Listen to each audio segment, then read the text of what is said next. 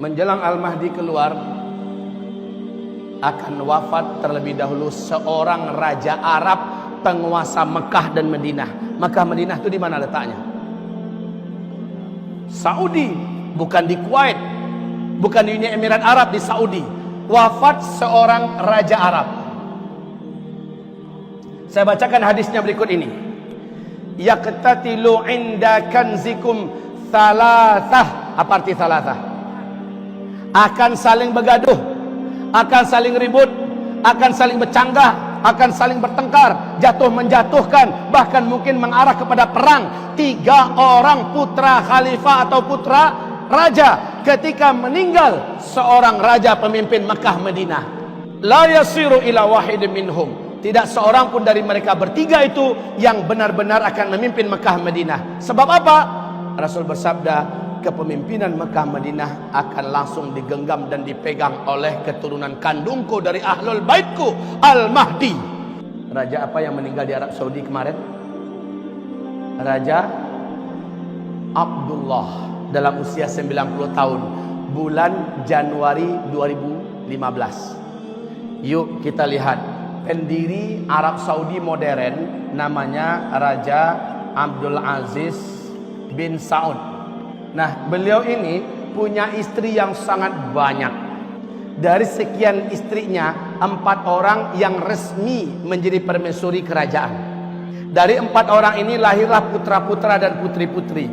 Yang putra-putra inilah yang diangkat sebagai putra mahkota kerajaan.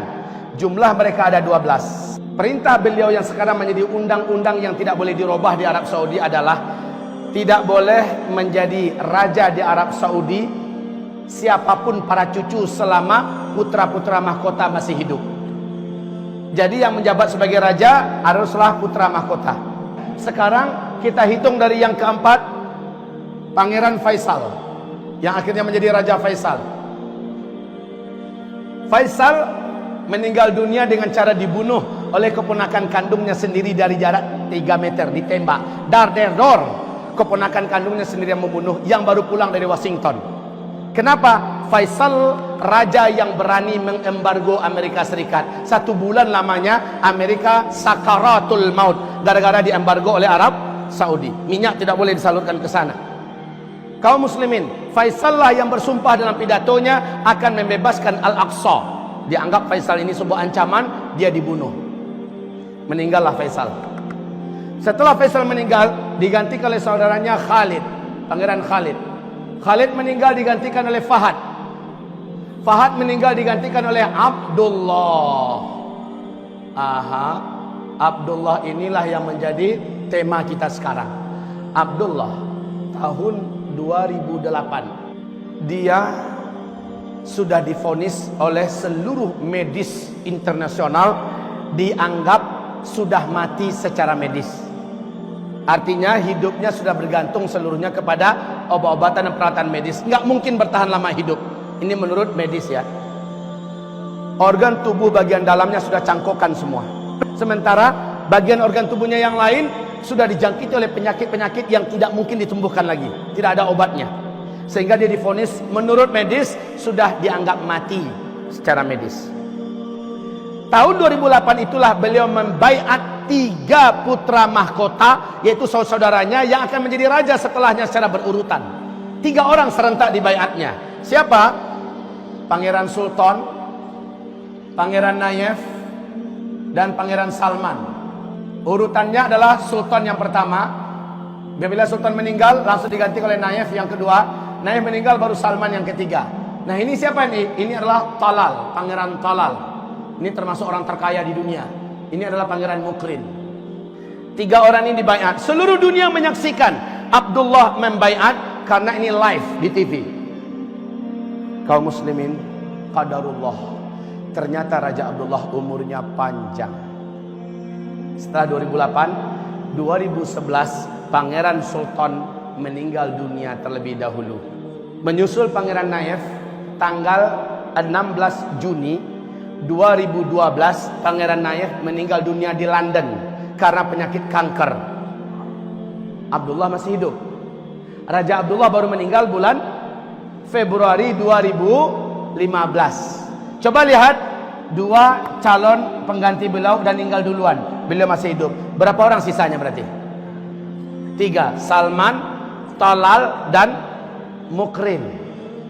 Dalam hadis bagaimana? Wafat seorang raja Arab penguasa Mekah dan Madinah. 3 orang putra mahkota selepas beliau akan saling gaduh dan ribut sesama mereka.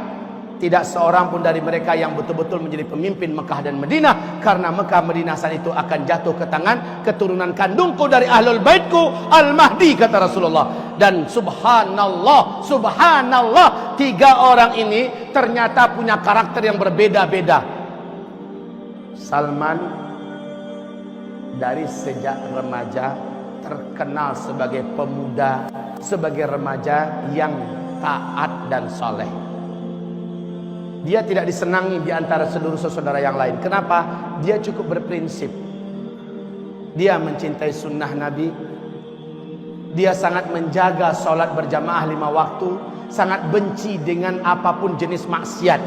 Dialah yang ketahuan dan diberitakan memukul saudara kandungnya sendiri yang ketahuan meminum minuman keras dan menggandeng perempuan, dipukulnya sampai berdarah. Dia benci melihat siapa yang berbuat maksiat di depan matanya. Salman ini jabatan tertingginya hanya menjadi gubernur di Riyadh. Tapi ketika Raja Abdullah meninggal, otomatis dialah yang menjadi raja berikutnya. Sebenarnya ada konspirasi untuk menggagalkan beliau. Tapi Allah punya rencana lain. Beliau naik.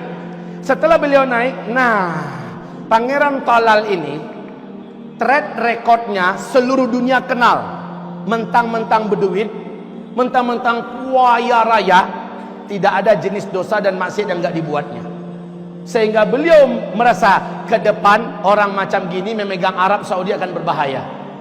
Pangeran Talal dihapus namanya oleh Raja Salman dari anggota keluarga kerajaan dan diusir.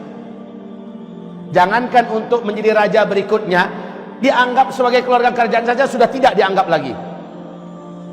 Sementara Mukrin, Salman juga tidak ingin menjadi raja berikutnya adalah Mukrin. Sebab apa? Sebab otak, hati, daging, darah, dan jiwa si Mukrin ini berloyalitas sepenuhnya kepada Yahudi dan Amerika. Salman tidak ingin penguasa Arab berikutnya orang macam Mukrin.